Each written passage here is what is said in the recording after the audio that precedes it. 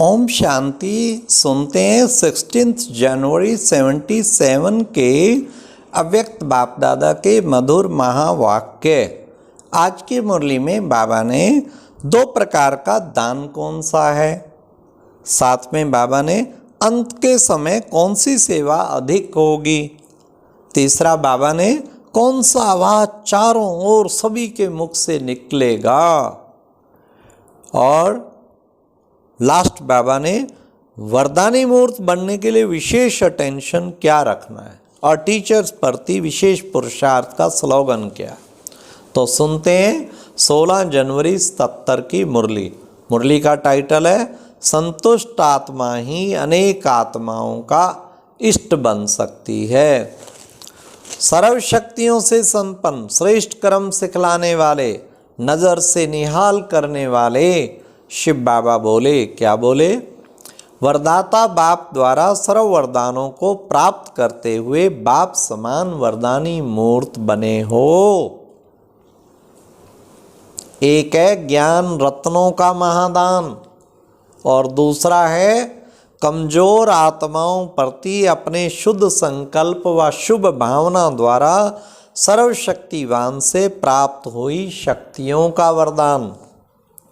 ज्ञान धन दान देने से आत्मा स्वयं भी ज्ञान स्वरूप बन जाती है, लेकिन जो कमजोर आत्माएं ज्ञान को धारण नहीं कर सकती, ज्ञानी तो आत्मा नहीं बन सकती, स्वयं के पुरुषार्थ द्वारा श्रेष्ठ प्रालब्ध नहीं बना सकती, ऐसी सिर्फ स्नेह सहयोग संपर्क भावना में रहने वाली आत्माएं आप वरदानी मूर्त द्वारा वरदानों के रूप में कोई ना कोई विशेष शक्ति प्राप्त कर थोड़ी सी प्राप्ति में भी अपने को भाग्यशाली अनुभव करेंगे, जिसको प्रजापद की प्राप्ति करने वाली आत्माएं कहेंगे।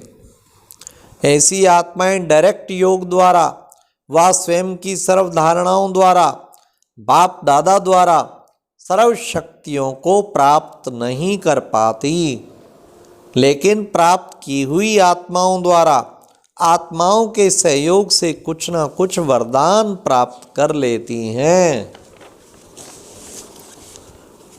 शक्तियों को विशेष रूप में वरदानी कहकर पुकारते हैं।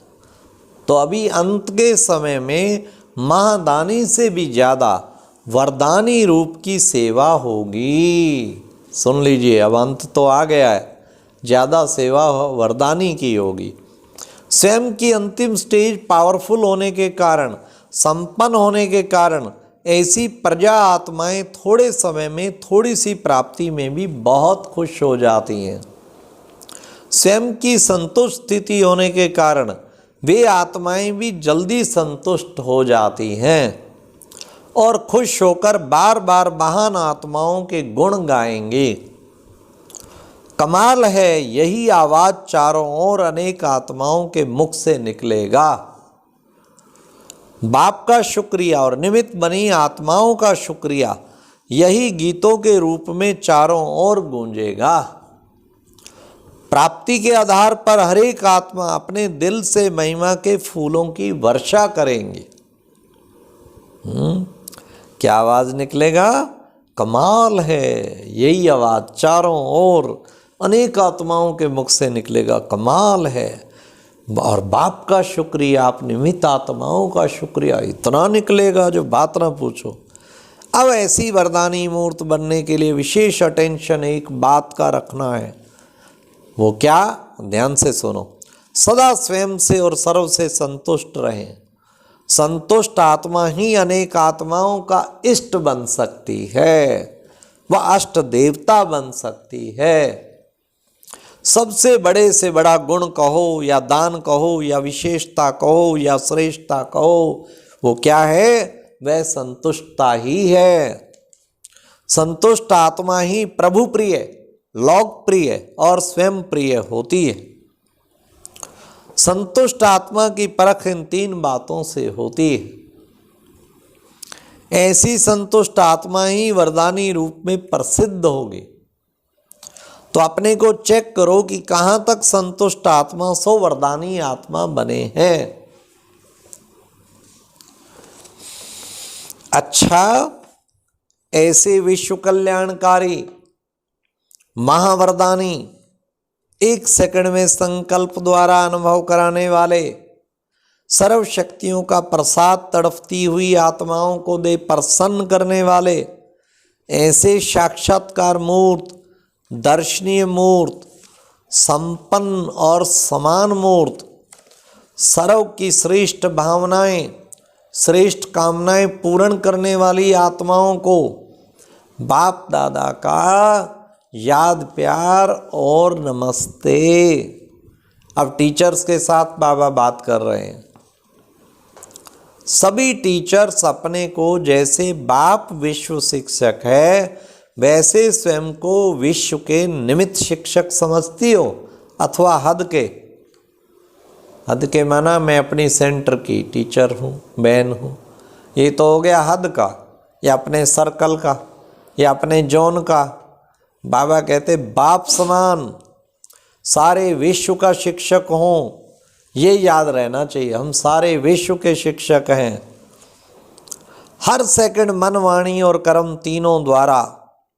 हाँ, फिर बाबा ने कहा सभी टीचर्स अपने को जैसे बाप विश्व शिक्षक है वैसे स्वयं को भी विश्व के निमित्त शिक्षक समझती हैं, अथवा हद के टीचर्स के प्रति विशेष पुरुषार्थ का स्लोगन कौन सा है? हर सेकंड मन, वाणी और कर्म तीनों द्वारा साथ साथ सर्विस करेंगे। ये है टीचर्स के प्रति विशेष स्लोगन, मन, वाणी, कर्म तीनों द्वारा साथ साथ सर्विस करेंगे। अर्थात 1 सेकंड में व हर सेकंड में तीनों रूप की सेवा में उपस्थित रहेंगे। जब टीचर्स इस स्लोगन को सदा प्रैक्टिकल में लाएं तभी विश्व कल्याणकारिणी कहला सकेंगे और तभी विश्व कल्याण कर सकेंगे। इतने बड़े विश्व का कल्याण करने के लिए एक ही समय पर जब तीनों ही रूपों में से सेवा हो तभी सेवा का कार्य समाप्त हो सकेगा। वाणी द्वारा व मनसा द्वारा अलग अलग समय नहीं, एक ही समय तीनों रूपों से सेवा करने वाले विश्व कल्याणकारी बन सकेंगे। तो यही चेक करो, हर समय तीनों ही रूपों की सेवा होती है। बाप के साथ 3 संबंध है ना, बाप शिक्षक और सतगुरु के स्वरूप से सेवा करते हैं, तो निमित्त टीचर्स को एक ही समय में 3 रूपों से सेवा करनी है। तो मास्टर त्रिमूर्ति हो जाएंगे, समझा? जितना जितना टीचर शक्ति संपन्न बनेंगी उतना ही सर्वात्माओं के प्रति निमित्त बन सकेंगी। निमित्त बनने वालों के ऊपर बहुत जिम्मेवारी होती है। क्या बाबा ने कहा? हर एक ऐसे समझे कि मैं निमित्त हूँ, हर एक बच्चा बाबा का, और मेरे ऊपर विश्व की जिम्मेवारी है, तो कितना अलर्ट रहेंगे। निमित्त बनने वाले के ऊपर बहुत जिम्मेवारी होती है। निमित्त बनने वाले का 1 सेकंड में एक का पदम गुणा बनना भी है, प्राप्ति का भी चांस है। और फिर अगर निमित्त बने हुए कोई ऐसा कर्म करते जिसको देख और सभी विचलित हों तो उसकी पदम गुणा उल्टी प्राप्ति भी होती है। कितना गहरा बाबा ने बात बताया। हाँ, जिम्मेवारी है। अगर निमित्त बनते हैं तो पदम गुणा, एग्जाम्पल बनते हैं तो पदम गुणा लाभ, और फिर अगर कोई उल्टा कर्म कर दिया तो फिर बाबा ने कहा जिससे और विचलित हो तो फिर क्या होता है, उतना ही फिर गवा बैठते हैं। हाँ, उसकी पदम गुणा उल्टी प्राप्ति भी होती है। संकल्प से वृत्ति बनेगी और वृत्ति से वातावरण बनेगा। तो ऐसा कोई संकल्प व वृत्ति ना हो जिससे वातावरण अशुद्ध बने, ऐसा कोई बोल ना हो जिसको सुनकर कोई विचलित हो, क्योंकि सबका अटेंशन निमित्त बनी हुई टीचर्स के प्रति रहता है। तो टीचर्स को डबल अटेंशन रखना पड़े। सभी ऐसे ही डबल अटेंशन रखते हुए चल रहे हो? पहले सोचो फिर करो। पहले करो फिर सोचो नहीं। कितना सुंदर बाबा बता रहे हैं, पहले सोचो फिर करो। इवन सोचने से पहले भी सोचो, ठीक सोच रहा हूँ, अपने चिंतन को भी सोचो। पहले करो फिर सोचो नहीं, नहीं तो टाइम और एनर्जी वेस्ट चली जाती। टीचर्स को तो विशेष खुशी होनी चाहिए, क्योंकि टीचर्स को लिफ्ट है एक बाप और सेवा में रहने की, और कोई वातावरण नहीं है। तो इस लिफ्ट का लाभ उठाना चाहिए ना। तो सदा हर्षित होना। सदा हर्षित कौन रहता है? जो कहाँ भी आकर्षित ना हो।